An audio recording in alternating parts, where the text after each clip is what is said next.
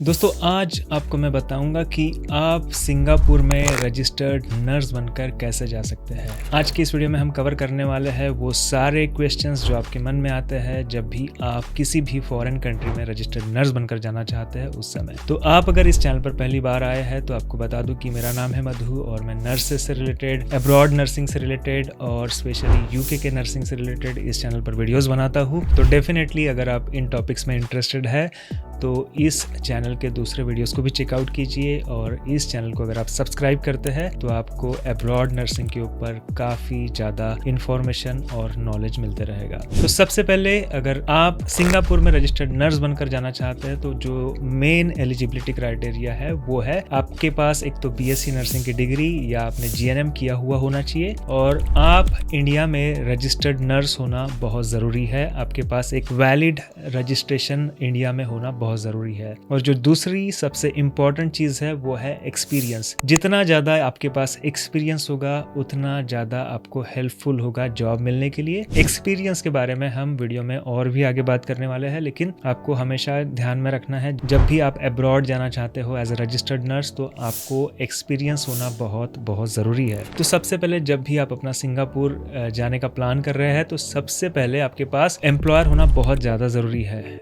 इसका रीज़न यह है कि जब आप सिंगापुर नर्सिंग काउंसिल के साथ अपना रजिस्ट्रेशन स्टार्ट करते हैं उस समय सिंगापुर नर्सिंग काउंसिल आपका जो एप्लीकेशन है एक्सेप्ट नहीं करती है विदाउट एम्प्लॉयर। तो सबसे पहले अपना प्रोसेस स्टार्ट करते समय आपके पास एम्प्लॉयर होना बहुत ज़्यादा ज़रूरी है। तो एम्प्लॉयर आपको लगेगा कि आप कैसे फाइंड आउट कर सकते हैं। एम्प्लॉयर फाइंड आउट करने के दो रास्ते हैं।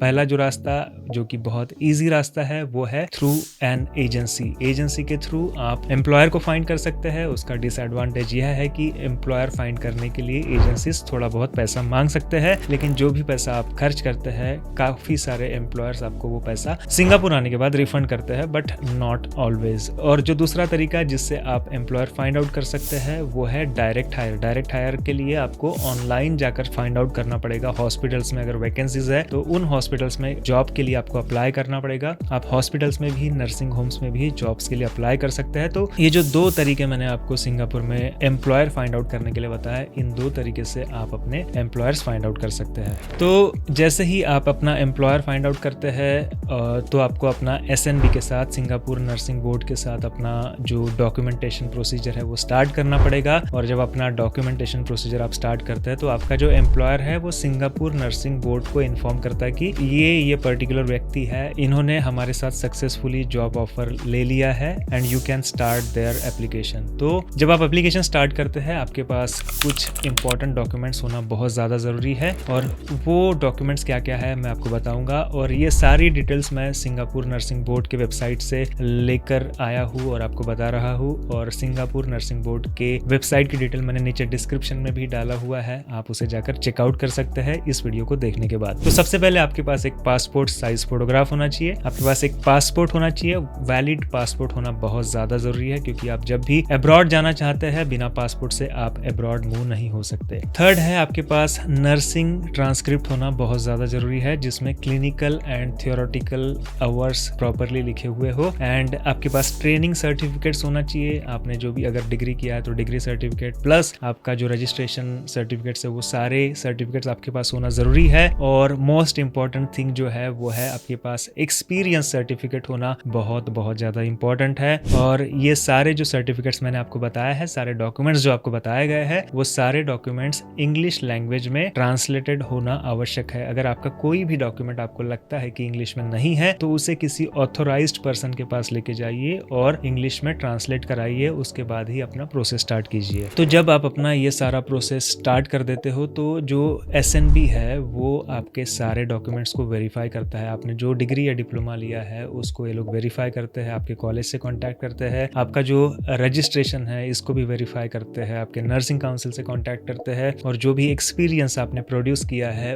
उस एक्सपीरियंस को भी ये लोग वेरीफाई करते हैं। तो ये सारी चीजें आपके वेरीफाई किए जाएंगे और वेरीफाई करने के बाद ही आपको SNB आगे की प्रोसेस करने के लिए बोलेगा। तो एक्सपीरियंस के बारे में मैंने जैसा कि बोला था, आपको आगे वीडियो में मैं एक्सपीरियंस के बारे में बताऊंगा। तो काफी सारे जो नर्सेस है, जिन लोगों को कम एक्सपीरियंस है, उन लोगों को SNB एनरोल्ड नर्स के लिए अलाउ करता है, लेकिन जिन लोगों के पास काफी अच्छा एक्सपीरियंस है उन्हीं लोगों को SNB रजिस्टर्ड नर्स बनने के लिए अलाउ करता है। और आपका एक्सपीरियंस और सारे डॉक्यूमेंट्स चेक करने के बाद SNB आपको बताएगा कि आप एनरोल्ड नर्स बन सकते हो या रजिस्टर्ड नर्स बन सकते हो। अगर आपने अच्छा एक्सपीरियंस लिया है एप्लीकेशन करते समय तो आपको डेफिनेटली रजिस्टर्ड नर्स बनने के लिए SNB सजेस्ट करेगा, और उसके हिसाब से ही एक लाइसेंसर एग्जाम आपको सिंगापुर में नर्स बनकर जाने के लिए देना होता है। तो उसके हिसाब से, आपके एक्सपीरियंस के हिसाब से, आपके डॉक्यूमेंटेशन के हिसाब से आपको SNB बताएगा कि एनरोल्ड नर्स के लिए आपको एग्जाम देना है या रजिस्टर्ड नर्स के लिए आपको एग्जाम देना है। ये जो एग्जाम होगी वो MCQ टाइप एग्जाम होगी। इसका जो मेन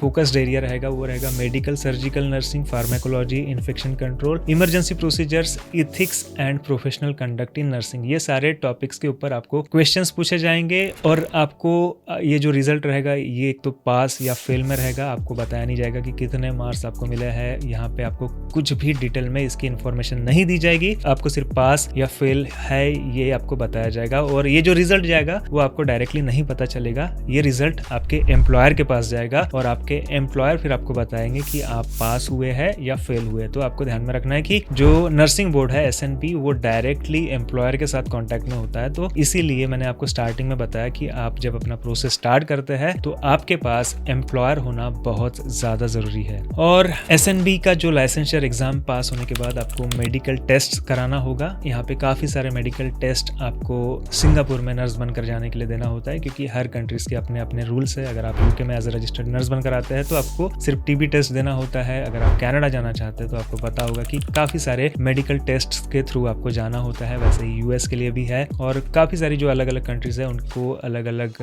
उनके रिक्वायरमेंट्स है, उसके हिसाब से आपको टेस्ट कराना होता है। वैसे ही सिंगापुर के भी काफी सारे टर्म्स एंड कंडीशन है, उसको आपको फॉलो करना होगा, और उन्होंने जो भी टेस्ट करने बोले आपको करना होगा, और वो जो स्पेसिफिक हॉस्पिटल्स में टेस्ट करने बोलते हैं वही आपको टेस्ट कराना होगा। और उसके बाद आपको वर्क वीजा के लिए आपका एम्प्लॉयर हेल्प करेगा अप्लाई करने के लिए। और जो नर्सेस के लिए वर्क वीजा अलाउड है वो है S पास, उसे कहा जाता है। अगर आप सिंगापुर में देखते हैं तो यहाँ 2 टाइप के वीजा होते हैं, S पास और E पास, लेकिन जो नर्सेस के लिए वीजा सिंगापुर गवर्नमेंट देती है वो है S पास वीजा। और S पास वीजा की जो वैलिडिटी होती है वो स्टार्टिंग की 2 इयर्स होती है, और उसके बाद ये लोग एक्सटेंड भी करते हैं। तो आपको S पास वीजा मिल जाएगा आपके सारे मेडिकल फिटनेस और आपकी एग्जाम के बाद। और ये आपको वीजा मिलने के बाद आपको फ्लाइट टिकट बुक करना होगा, और आपको आपकी फ्लाइट टिकट मिलने के बाद सिंगापुर जाना पड़ेगा। और सिंगापुर जाने के बाद आपका जो हॉस्पिटल रहेगा वो आपको एक कॉम्पिटेंसी असेसमेंट कुछ महीनों के अंदर कंप्लीट करने बोलेगा। और कॉम्पिटेंसी आपकी जो रहेंगी वो आपके सीनियर नर्सेस रहेंगे, हो सकता है आपके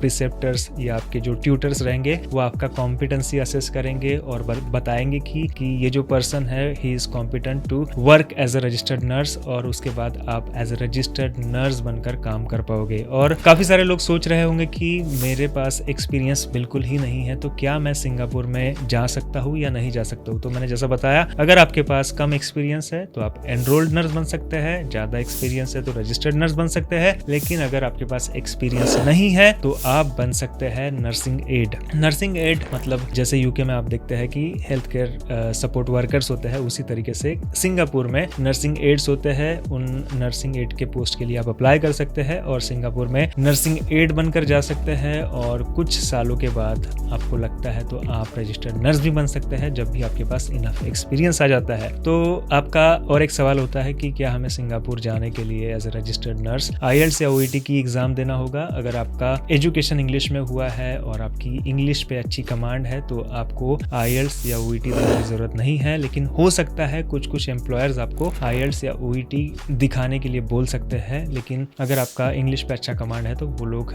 इसकी डिमांड नहीं करेंगे। और सबसे इम्पोर्टेंट चीज़, जब भी मैं किसी वीडियो को बनाता हूँ तो आप लोग पूछते हैं कि नर्सेस की सैलरी सिंगापुर में कितनी होती है। नर्सेस की सैलरी अगर हम इंडियन रुपीज़ में देखें तो डेफिनेटली आपको 1.5 से 2 लाख रुपए salary as a registered nurse Singapore में मिलती है। और जो सबसे इम्पोर्टेंट बेनिफिट है as a registered nurse Singapore में काम करने का, वो है सिंगापुर में जो आपको सैलरी मिलती है वो टैक्स फ्री सैलरी होती है। और वहाँ के एक्सपेंसेस भी अगर आप यूके के कंपैरिजन में काउंट करोगे, यूके को कंपेयर करके वहाँ के एक्सपेंसेस देखोगे तो बहुत कम एक्सपेंसेस है। So definitely Singapore can be a good choice for you. अगर आप बहुत डेस्परेट है फॉरेन में रजिस्टर्ड नर्स बनकर जाने के लिए तो सिंगापुर भी आपके लिए एक बहुत अच्छा ऑप्शन हो सकता है एज अ रजिस्टर्ड नर्स बनकर जाने के लिए। तो आप मुझे नीचे कमेंट सेक्शन में बताइए कि आज का वीडियो आपको कैसा लगा है, और नेक्स्ट वीडियो कौन से कंट्री के ऊपर चाहिए वो भी मुझे नीचे कमेंट कर बताइए। अगर आपने अभी तक मैंने जो अलग अलग कंट्रीज के ऊपर वीडियोस बनाए हैं वो नहीं देखे हैं तो ये जो यहाँ पे प्लेलिस्ट आ रही है उसे जाकर डेफिनेटली देखिए। और अगर आप जानना चाहते कि कौन से कंट्री में सबसे ज्यादा नर्सेस को सैलरी मिलती है तो ये वीडियो जरूर देखिए। यहाँ पे मैंने प्रोसेस बताया है कि आप लग्जमबर्ग में रजिस्टर्ड नर्स बनकर कैसे जा सकते हैं।